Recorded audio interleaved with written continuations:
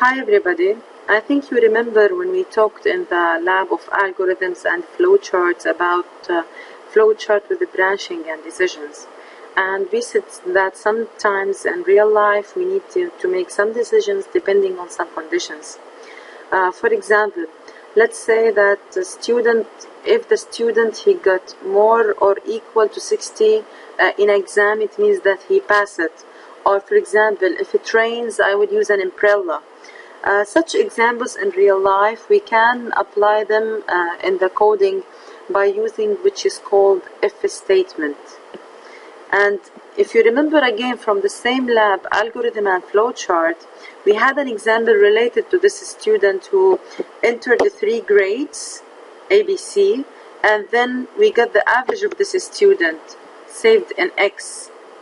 And if you remember, we used the diamond symbol so we can check a condition, which is to check if this average is larger or equal to 60. In that case, I need to follow a specific branch, where if the condition was true, just we are going to print for the user pass. Otherwise, we are going to print for him fail. And as I told you, such a small example or such decision or such a branching, we can apply it in the C++ coding using which is called if statement. If you open lab sheet 3, which is already uploaded on the blackboard, you can see here the syntax that I can use for such statements. For example, when we said the example, if it will rain, I will use an umbrella. In that case, our condition is the raining event. So if it will rain, what we will do, or maybe print for the user, please use an umbrella. But sometimes, as we said, I need to follow a branch depending on the decision, which means that I care about my condition, whether it's true or false. So if my condition is true, I will do some actions or apply or execute some of the statements. Otherwise, which is represented in the else block, we are going to execute some other statements. And now let's try to apply the flowchart that we had here for this example, which is again the example of getting the average of a student from 3 entered grades and try to check his average. If he got the average more than 60, it means that we will print for him pass. Otherwise, we are going to print for him fail. So if you open the software, you can see here, this is the code for just the part of getting the 3 grades from the user, and then calculate the summation, and finally getting the average and displaying the average. So now, all what we need is writing the code related to selection. So, as you saw in lab 3 sheet, we need to decide first which syntax we will use. And because we care about when the condition is true and false, and we need to do some action in both of them, it means that we are going to use this syntax. So, what was our condition here? If we looked again, our condition is to check if X is larger than 60 or not, which is the average. Is it larger than 60 or not? So let's try to do that using the syntax what we have here. So now we know our condition. So just I will write first F, and between the brackets I should put my condition, which is a check if X is larger or equal 60. And now I need to write what will happen if this is true, which is called here statement 1. Of course, here I can have more than one statement to do based on the condition if it's true or not. But then in our example, just we have one statement or one action that I need to do. So if X is larger or equal to 60, I'm going to print for the user using my cout, you passed.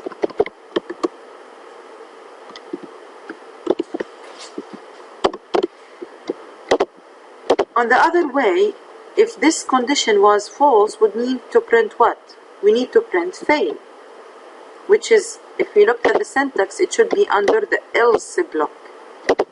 So I will write here else And again in the else block, which means that my condition is false, I'm going to print that you failed. And this is really now the code. So let's try to run it to see the result together.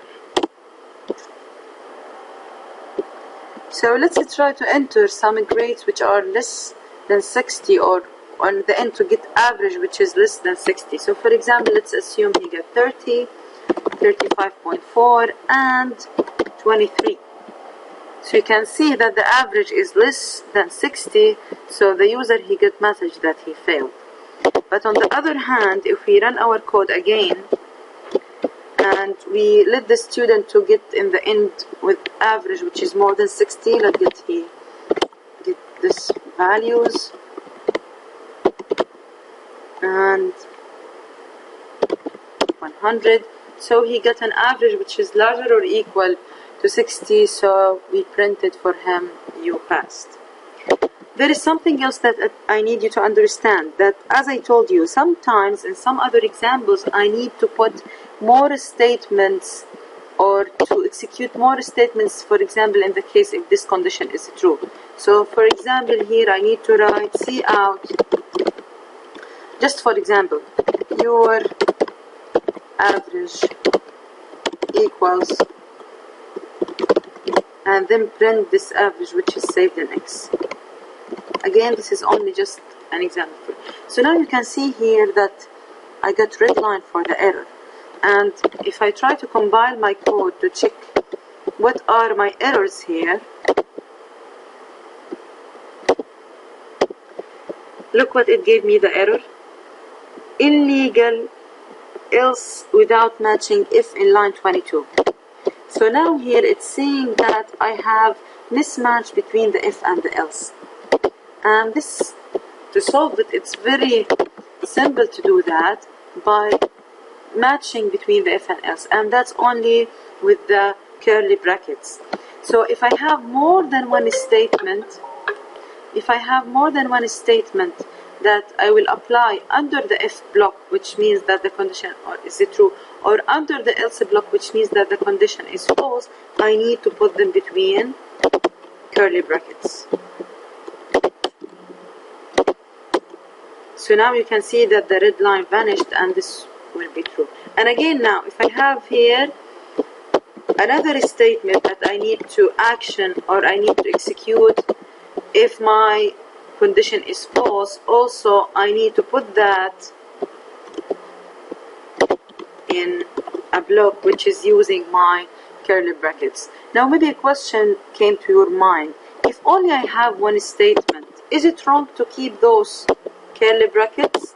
Well, no, this also will be true. This is the standard that we need to use, that for the if statement, if I have anything, if the condition is true and I need to execute some statements or one statement, just always put them under your block using the curly brackets, and still your code will be true and perfect even like this. So the final thing that I will tell you here is the structure for the if statement. Again, I need to put if word, my condition between two brackets, then I need to have a block for the statements that I will apply if the condition is true, and a block for the statements that I will apply if the condition is false under the else word. I hope that you understood the idea, and good luck in your quiz. Thank you.